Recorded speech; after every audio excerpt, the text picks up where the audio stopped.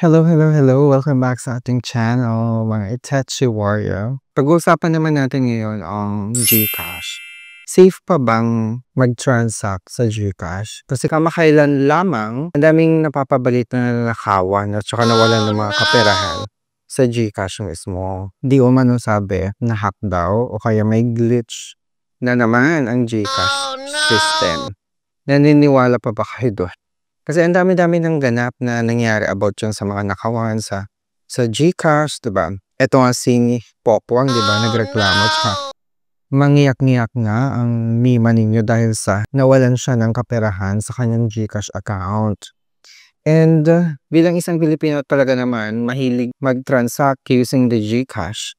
At saka nowadays, diba, more on digital payments na tayo at mas convenient nga naman talaga kapag gamitin natin ang mga e-wallets like GCash to transact kahit saan pa yan, mapa-online or physical store, talagang gamit na gamit natin ng GCash. Dito rin tayo naglo-load, diba, ng mga pang-internet natin sa cellphone. At kung anek-anek, may mga games pa nga, may mga sugal pa nga dyan sa loob ng GCash. At saka nakakapag-save din tayo ng pera kasi nga tie-up sila. We are partnered with digital banks like CIMB, Maybank, ano pa. May mga ibang partner dun silang mga bangko, hindi ba na nag-o-offer ng mga savings account or savings product through the GCash app. Pero ang tanong, safe pa ba na mag-bangko or maglagay ng malaking pera sa GCash? Yan ang ating pag-uusap ngayong araw sa video na ite. Kung hindi ka pa nakapag-subscribe, mag-subscribe ka na at click mo na yung notification bell para every time na magkakaroon tayo ng ganitong mga video, kayong unang maaambunan ng Chika Bam Boom. And of course, pa-follow na rin ang aking Facebook at TikTok account for more updates. Kasi doon tayo maaura ng bonggang-bongga. So, dito ako sa labas ngayon, mga memorya.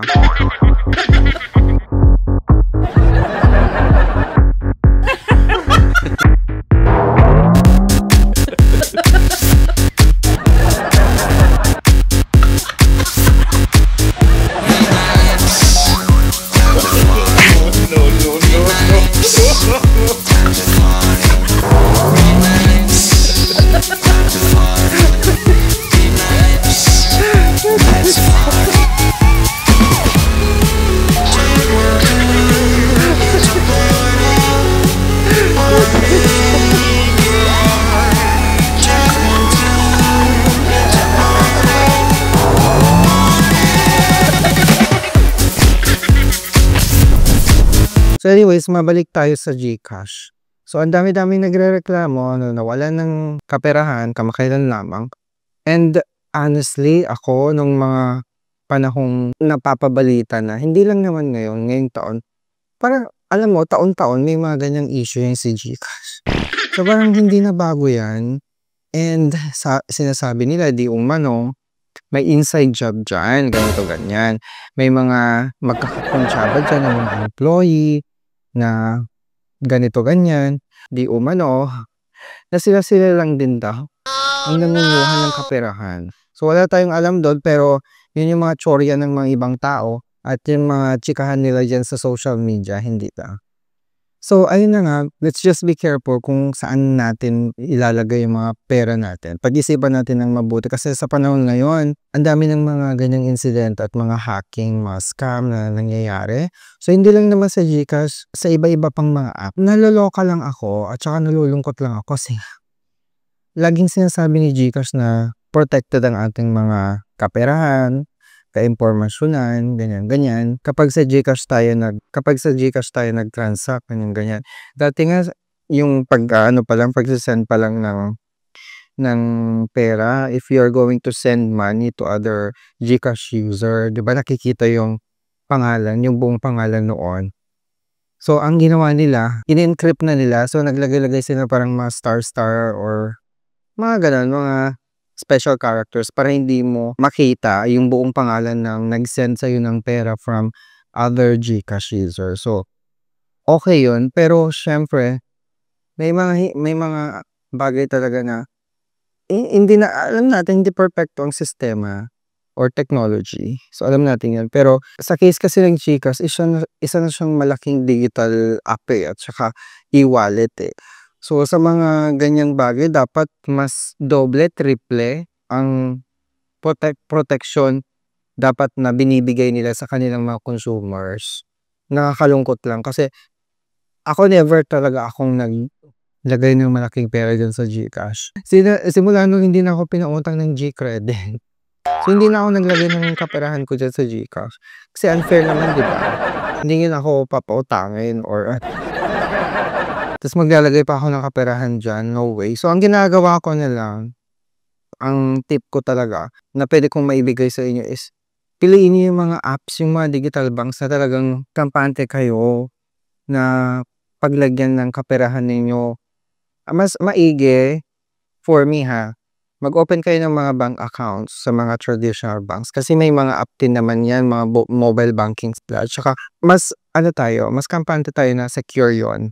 Kasi nga bangko, 'di ba? Kahit nga sa isa sa mga kilalang bangko, 'di ba, na nahahack din, nagkaka-glitch din. Pero gulong-gulo na nga mga tao kasi yung isang bangko diyan na sinasabi na pinakamalaking bangko. 'Di ba may nag-trending na lalaki, nawalan siya ng magkanong 100 something pesos. Pero sabi nila parang may glitch lang daw yata. Binalik naman daw yata yung pera. So ganon. So kahit nga sa bangko hindi na safe So ang lang talaga, ang mabuting gawin lang talaga ng mga tao or kagaya ninyo or kagaya ko, pinipilit ko lang talaga yung mga bangko na alam ko na safe paglagyan ng kaperahan. Yung mga walang masyadong issues. Yung walang mga issues na never pa nagkaroon ng issues. Diba? Yun yung mga pinagkakatiwalaan ko. And of course, may mga digital banks yan na huwag kayo. Na maganda talaga. Isa na dyan yung GoTime. Nasabi ko na, diba? GoTime Bank. Pwede kang mag-save ng kaperahan doon. You can actually create your own personal goals and savings goals doon sa GoTime. Ako, lagi kong ginagamit ang GoTime. And si Maya, 'di ba? Feeling ko okay din si Maya kasi may mga savings product din sila na ino-offer and for sure safe din si Maya. Never naman natin nabalitaan na nagkaroon ng glitch or mga ganyang issues sa Maya. Saka feeling ko, ang gawin ni GCash dapat is, kung sinasabi ng mga ibang tao din umano na may mga inside job na nangyayari dyan sa loob, kung may employee nila, dapat mas higpitan pa nila yung pag-hire ng mga tao nila, 'di ba? Kasi pera yan pera yan ng tao. So, madali kang masilaw talaga kung malaki yung pera makikita mo sa mga GCash. And alam mo, talagang nababad trip ako sa GCash kasi kamakailan lang, last week lang tumawag ako sa GCash customer service din kasi nga hindi ako makapag-load. May times na nagme-maintenance, ganyan-ganyan, tapos hindi makapag-load kung kailan mo kailangan ng load, hindi ka makapag-load. Tapos tumawag ako one time, sabi ko, ano bang nangyayari? Bakit hindi ako makapag-load? Nagkaka-error, ganyan-ganyan. Tapos tinawagan ko yung customer service nila. Alam mo, sagot sa akin. Nagre-reklamo na kasi ako. Medyo na-high blood na ako.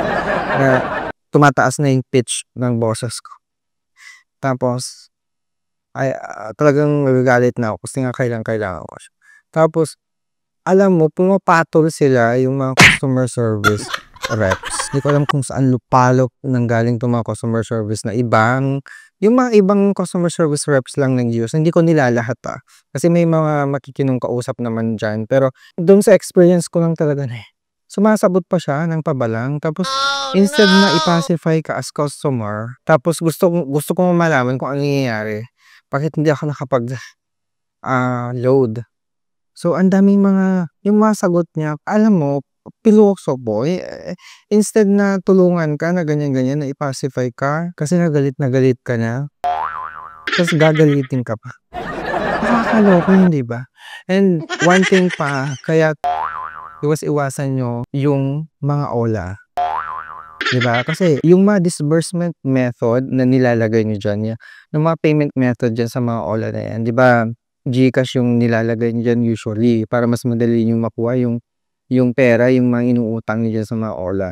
So, GCash yung lagi nyong nilalagay dyan as e-wallet. Iwasan nyo na yung paglagay-lagay dyan. Kasi nga, hindi na nga safe. For me, hindi na safe yung GCash na ilagay as a payment method or disbursement method. Isa pa yan, yung OLA na yan.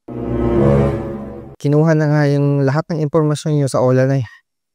'Di ba? Tapos may mga ganyan pang issues ang GCash, doble-doble na yung stress ninyo. So, ano na lang mga gagawin natin ngayon para maging safe ang ating impormasyon, pera na nilalagay natin sa GCash. Huwag kayong maglagay ng mga siguro mga matataas na amount.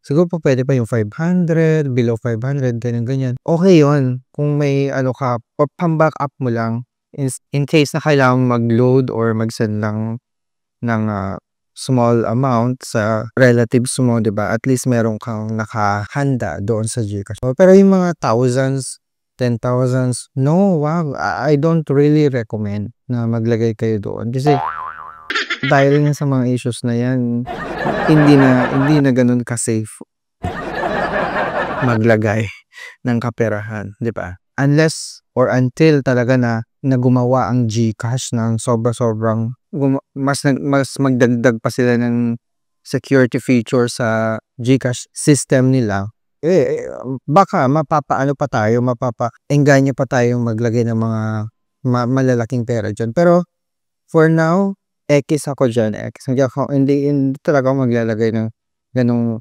kalaking pera na 10,000 or 5,000 pa. 'Di ba, it's not safe. Maganda naman talaga ang GCash. Ang maraming advantages ang GCash talaga. Gamit na gamit ko siya in fairness. Kapag pupunta ako sa kagaya nito nasa coffee shop ako ngayon, I always use GCash as my payment method. So instead of me, bigay-bigay ng cash, mas gusto ko kasi digital at saka credit card yung pinambabayad ko kaysa sa cash. So mas convenient na sa akin yun. Scan mo na lang yung QR, ganyan-ganyan. So napakadali, ang bilis.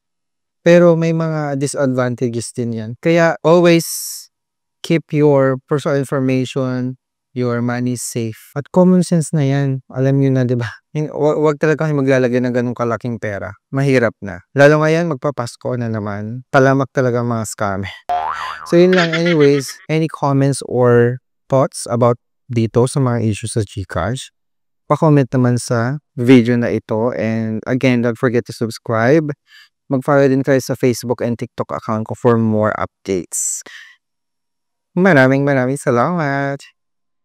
Bye!